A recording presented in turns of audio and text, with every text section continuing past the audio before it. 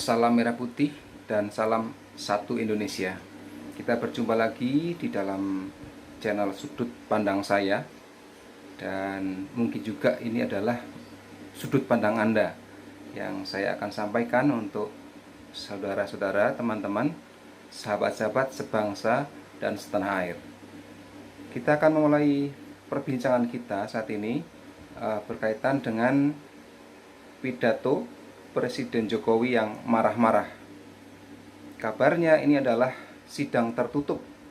Namun kita semua tahu, mungkin bahkan banyak dari antara teman-teman, sahabat-sahabat yang sudah menontonnya, di mana Pak Jokowi yang tidak biasanya yang menyampaikan pidatonya dengan nada yang agak tinggi gitu ya, nada yang agak keras, berkaitan dengan situasi kondisi bangsa ini yang begitu serius, yang sedang bermasalah ya dengan adanya pandemik COVID-19 ini.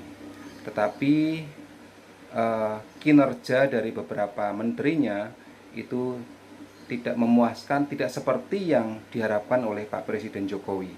Tentunya hal ini membuat beliau harus berkata tegas ya, untuk menyampaikan bahwa seharusnya para menteri kinerjanya, semua jajaran di kementerian itu bekerja sedemikian rupa sehingga banyak hal, banyak masalah, banyak problem-problem bangsa ini yang bisa diatasi, bisa ditangani dengan segera. Nah, beberapa hal yang kemudian terjadi ya, reaksi, respon dari masyarakat, respon dari beberapa tokoh politik, elit politik itu berbeda-beda. Nah, kita akan menanggapi bahwa apa yang Pak Jokowi lakukan adalah untuk 267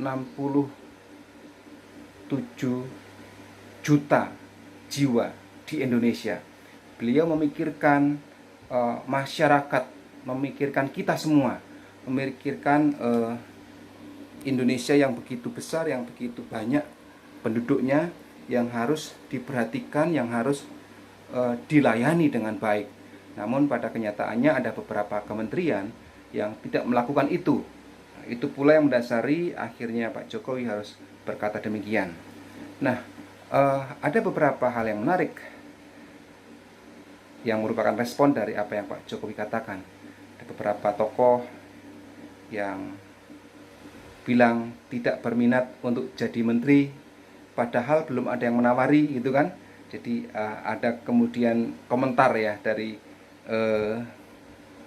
statement itu, pernyataan itu, kegedean rasa, kegeeran gitu kan.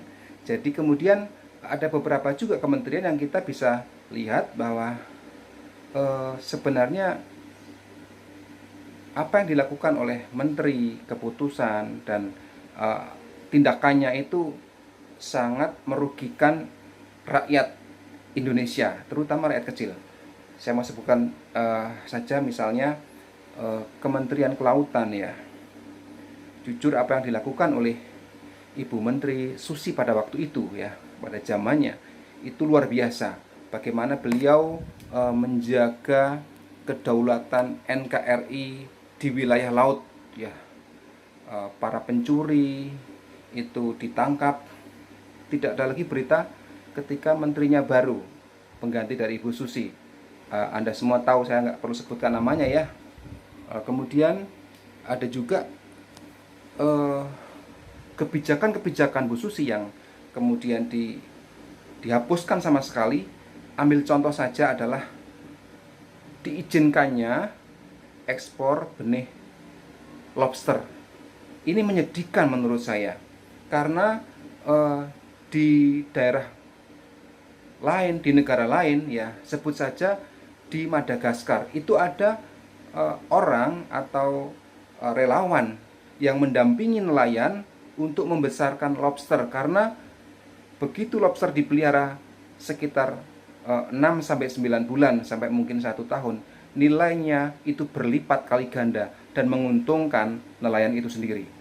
Nah, apabila lobster dijual dalam bentuk benih atau bibit, maka kasihan, karena di samping mungkin cepat mendapatkan uang, tetapi itu akan merugikan generasi nelayan berikutnya. Ya, sudah barang tentu ketika bibit lobsternya diambil dan sebagian lagi tidak akan mengambil induknya untuk dikonsumsi. Iya, karena kita akan tidak membudidayakan pembibitan usus ya, tapi benih itu diambil dari laut ya, yang masih berukuran kecil, kemudian itu yang diekspor, yang dijual. Itu akan mematikan nelayan generasi berikutnya. Menyedihkan, dan berharap untuk berita reshuffle mungkin yang akan dilakukan oleh Pak Jokowi menjelang peringatan 17 Agustus nanti ya, NKRI, itu kementerian yang seperti itu yang layak untuk diganti. Sama halnya dengan Kementerian Kesehatan yang apa namanya, bukan sama ya, maksud saya adalah hal yang perlu diteliti, dijeli, di apa namanya, cermati gitu ya. Itu adalah perihal apa yang terjadi di dalam Kementerian Kesehatan. Kalau kita melihat beberapa berita ya, beberapa artikel yang menyebutkan bahwa Pak Menteri ini ya, Pak Menteri Terawan ini ada di sarang penyamun.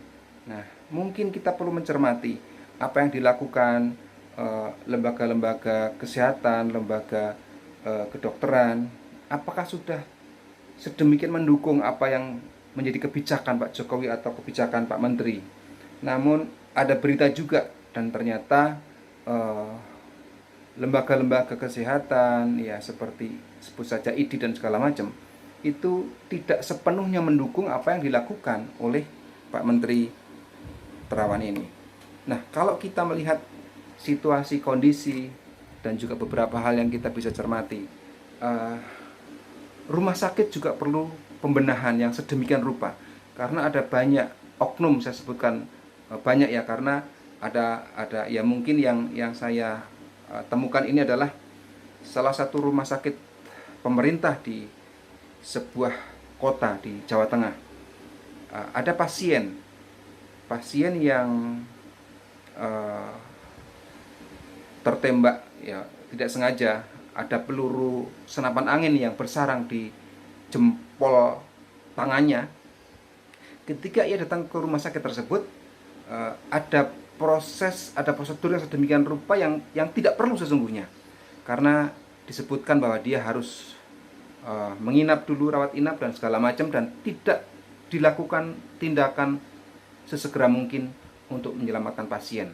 Nah, pasien ini pulang kemudian secara, bukan kebetulan ya, saya mau bilang secara kebetulan, tapi itu pasti Tuhan punya rencana ya untuk kebaikan orang ini, dan dia datang ke sebuah klinik swasta, yang kebetulan klinik ini adalah tempat di mana kami sama-sama bernaung ya. Dia datang ke klinik itu, kemudian ditangani oleh seorang dokter yang berpegang pada sumpah dokternya ya.